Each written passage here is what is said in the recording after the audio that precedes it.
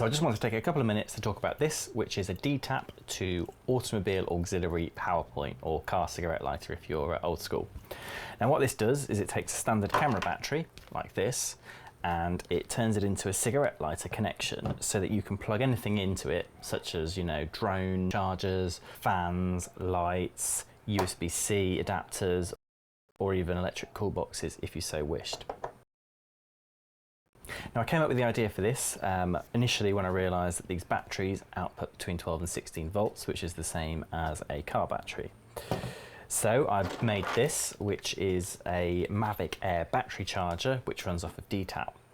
Now this is great. I was able to keep my drone batteries charged up when I was out and about, but as I upgrade my equipment and as I get more and more bits and bobs, I didn't want to have to turn everything into DTAP like this. So instead, I just made one cable that will do anything. Now the other advantage to this is that you can get these, which are USB-C power outputs for cars.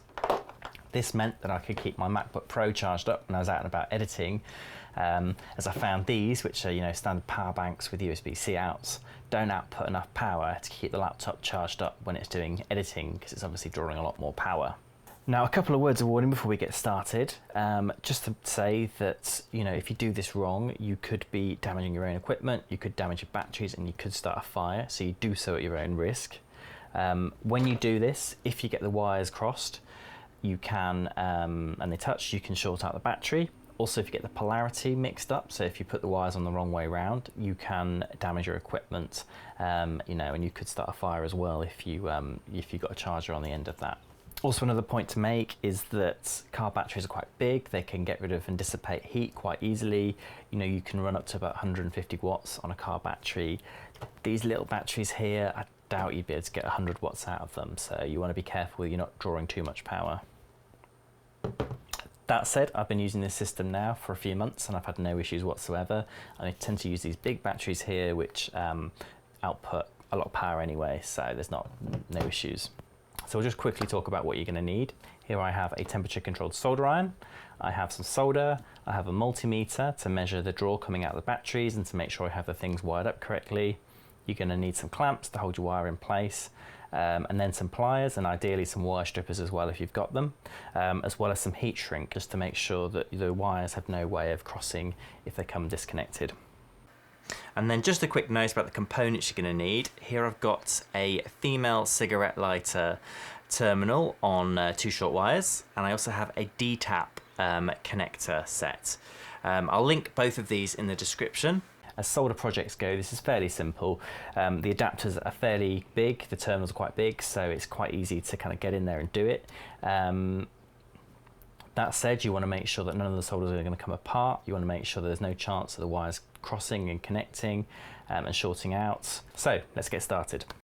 So to start, you want to find out what the orientation of the DTAP plug should be once it's finished. So to do this, I check with my batteries, as these tend to be what I power a lot of my DTAP devices off.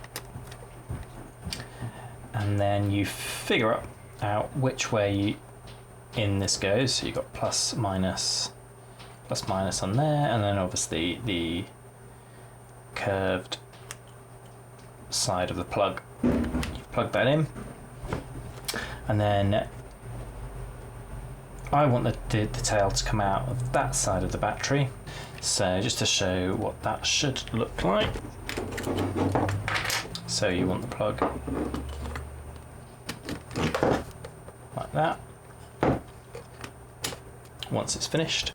So I just start by laying everything out and figuring out which pin goes where and where the wires are going to go. So you want the longer pin at the back and the shorter pin at the front.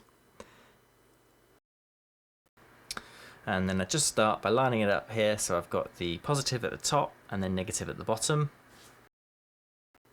So first off, we want to get the wires to the correct length. I think the positive can stay the length it is, but we'll just want to take off a bit of the negative here, just to make it a bit shorter. So we'll probably cut it off around about there.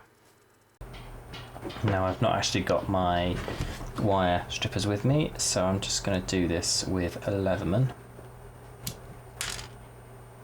And now I'm just going to pull the sleeve of the wire off here. It's not very elegantly done. I recommend using proper wire strippers if you've got them to hand. And now I'm just twisting the wire strands here to make sure they don't come loose. And now we'll just line it up once more. Okay, so now I'm going to tin the wire. So this means just putting a bit of solder on the end of the strands. So I start by cleaning the tip of the soldering iron on a bit of foam here. And then I just smoothly push the solder into the iron at the end of the lead. And then I just flick away the excess solder here. And then I finally end by just snipping the end of the wire off, just so I've got a very short amount left over. And now I'm just going to pop the heat shrink over the wire here. This will just help bring the strands together. And then I'm just going to put a little shorter, thinner bit over the positive side as well, just to stop the end of the wires touching. Now I'm just going to clamp the terminal into the clamp here. And then I'm just going to start by putting a bit of solder into the end of the terminal. I always like to keep the tip of my solder clean. And I'll just gently push it in whilst it's next to the heat here. Okay, and then I just attach the positive side, and I just leave them just so they kind of set together, and you see them just starting to bubble together, and then I just let it cool. So I just line up the joint in the plug just to make sure it fits. Okay, and then we'll go on to the negative side, which is the shorter one. So again, I just start by tinning the terminal here, just pushing a bit of solder into the end of that. Okay, and then I attach the wire, and again I just place the solder iron next to it, just allow them to bubble together. So now I just line everything up, just to make sure it all fits, which it does. And I'm just gonna slide this sleeve down here. There we go, and I'm just going to just heat this up here. Okay, so I've just used the heat gun just to melt the heat shrinks together. So I've got the bit on the terminal, and then I've got a bit on the strands here, just keeping them together.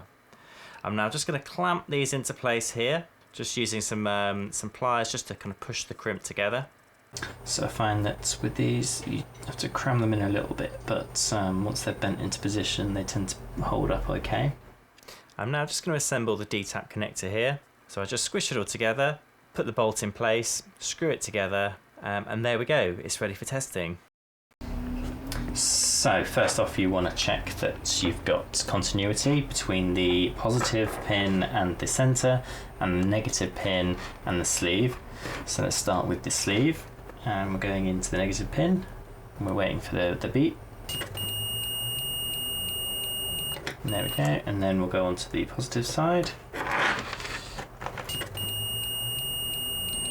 And there we go. And then just to double check that we've not crossed anything, and that we're not going to short out the battery when we plug it in. Just going to connect to the center of the center of the socket and the sleeve, and we're getting no continuity there, so we know that we're not crossing and we're not going to short out the battery when we plug it in. Okay, so now I'm just going to test the voltage and make sure we're getting the correct voltage out of this, that we should. So I'm just going to set the multimeter here to 20 volts. I'm then going to place the electrode on the center point and then on the sleeve, and as you can see we're getting 16.4 out of that, so we know that that's the correct amount out of the battery. Okay, so here's the finished system here, and to test it I'm going to take this Mavic Pro 2 car charger. I'm just going to plug that in. We've got the light here. One thing to watch out for is on the back here, you're looking for the input, and it says 12 to 16 volts, which is what you'd expect out of a car battery. But obviously if this says anything below 12 you want to be very careful, because when you plug the system in it's quite likely to blow this, unless there's some kind of voltage regulator in there. Okay, and then we've got the green light, so we know that the system is working. We're just going to plumb the battery in here.